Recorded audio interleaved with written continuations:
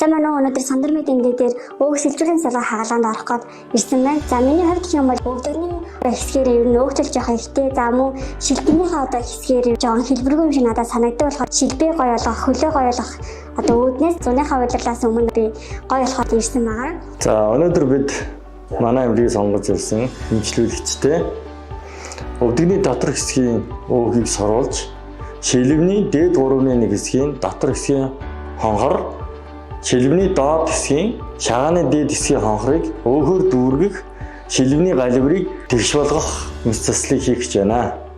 Зүүн талын шилбэний дээд дотор хэсэг, шилбэний доод дотор хэсгийн дефектийг өөхөр дүүргэсэн байдал. Хоёр хөлний шилбэний дээд болон доод хэсгийн хонхорыг өөхөр дүүргэсэн байдал, хоёр хөлний галбир тэгшэрсэн байна. Мэс засал амжилттай хийгдлээ. Өөг соруулаад шилжүүлэн суулгах мэс засал нь орчин үеийн төвчлөлт технологиудыг ашиглаж хийгддэг. Хүний бид сөрөг нөлөөгөө аюул багтаа эдгэрэлт хурдан эмчилгээний дэвшилтэд технологи юм а. Төгс мэдрэмжийг Сандар медиас